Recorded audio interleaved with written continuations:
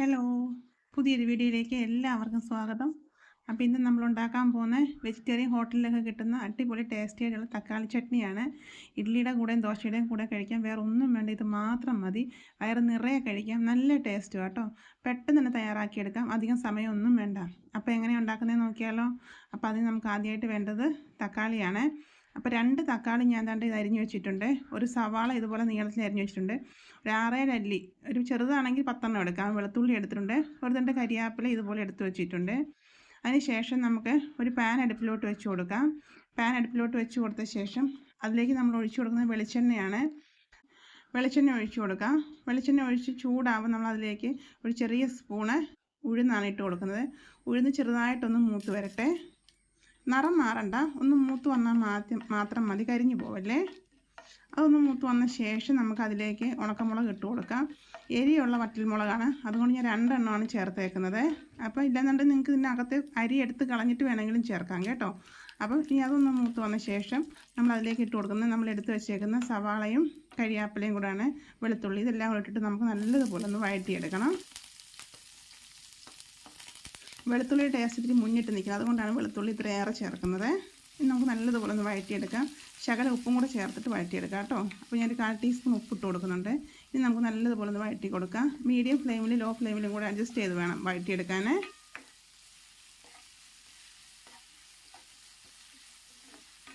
ഇനി നമുക്കൊന്ന് അടച്ചു വെച്ച് കൊടുക്കാം, പെട്ടെന്ന് വഴണ്ട് കിട്ടുമല്ലോ.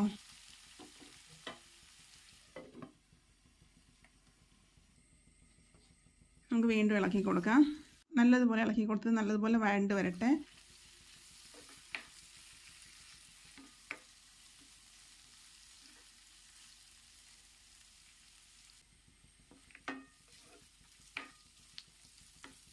ഇപ്പോൾ ഏകദേശം വഴണ്ട് വന്നു കേട്ടോ. ഇനി നമ്മളിതിലേക്ക് എടുത്ത് വെച്ചാൽ തക്കാളി ഉണ്ടല്ലോ, അധികം പുളി ഇല്ലാത്ത തക്കാളിയാണ്. അതും കൂടെ ചേർത്ത് നല്ല പഴുത്ത തക്കാളി നോക്കിയെടുക്കണം കേട്ടോ. ഇനി നമുക്ക് അതും കൂടെ ചേർത്ത് നല്ലതുപോലെ ഒന്ന് വഴറ്റിയെടുക്കാം. തക്കാളി നല്ലതുപോലെ വഴണ്ട് ഉടഞ്ഞു വരണേ. പിന്നെ നമ്മളിത് തേങ്ങയൊന്നും ചേർത്തല്ല വയ്ക്കുന്നത്, ഈ തക്കാളി മാത്രമായിട്ട് അരച്ചുണ്ടാക്കുന്നത്.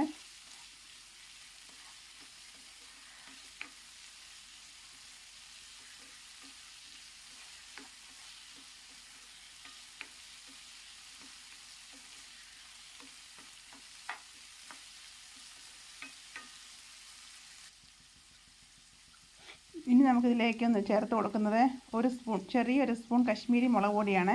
അതും കൂടെ ചേർത്ത് നമുക്ക് നല്ലതുപോലെ ഒന്ന് ഇളക്കി കൊടുക്കാം. നല്ലതുപോലെ ഇളക്കി കൊടുത്ത ശേഷം നമുക്ക് അടച്ചു വെച്ച് കൊടുക്കാമേ.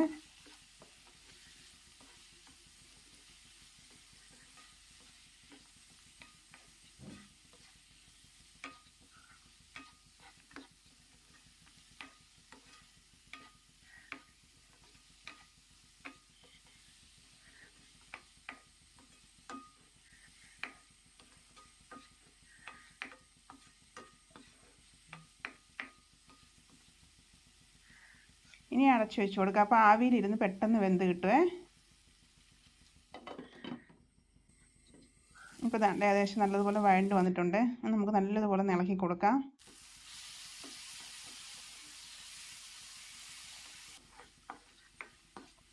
തക്കാളി ഇതുപോലെ നല്ലതുപോലെ വെന്തുടഞ്ഞ് വരണേ.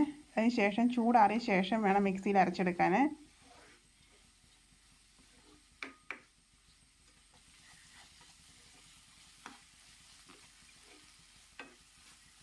നല്ലതുപോലെ റെഡി ആയിട്ടുണ്ട്.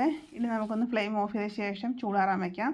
ചൂടാറിയ ശേഷം തന്നെ ഞാൻ അരച്ചെടുത്തുകൊണ്ട് വന്നിട്ടുണ്ട്. ഇനി നമുക്കൊരു പാത്രത്തിലോട്ട് മാറ്റാം.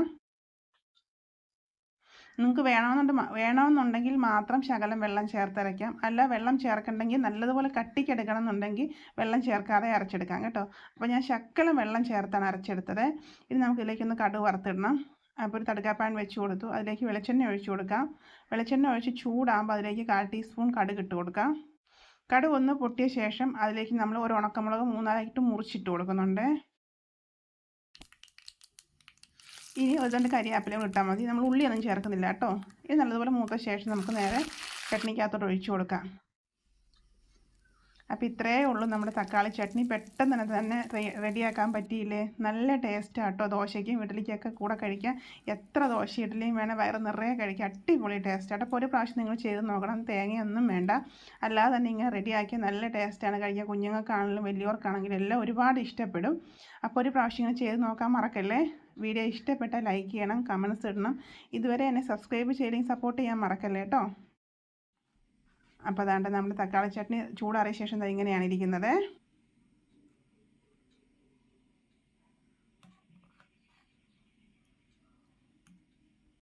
നല്ല കട്ടിക്ക് തന്നെയാട്ടോ ഇരിക്കുന്നത്, നല്ല ടേസ്റ്റാണ്. ഞാൻ ഇതിൻ്റെ കൂടെ ദോശയാട്ടോ ഉണ്ടാക്കിയേക്കുന്നത്. ദോശയുടെ കൂടെ കഴിക്കാൻ വേണ്ടി ഞാൻ എടുക്കുവാണ്. അപ്പോൾ ഇങ്ങനെ ഉണ്ടാക്കി നോക്കാൻ മറക്കല്ലേ. തീർച്ചയായിട്ടും നിങ്ങൾക്ക് ഇഷ്ടപ്പെടും കേട്ടോ. ഒരു പ്രാവശ്യം ഇങ്ങനെ ഉണ്ടാക്കി ഇഷ്ടപ്പെട്ടാൽ പിന്നെ നിങ്ങൾ തീർച്ചയായിട്ടും വീണ്ടും ഇങ്ങനെ തന്നെ ഉണ്ടാക്കുകയും ചെയ്യുവേ. അപ്പോൾ ഇത്രയേ ഉള്ളൂ, പെട്ടെന്ന് തന്നെ നമ്മൾ ഉണ്ടാക്കിയെടുത്തില്ലേ.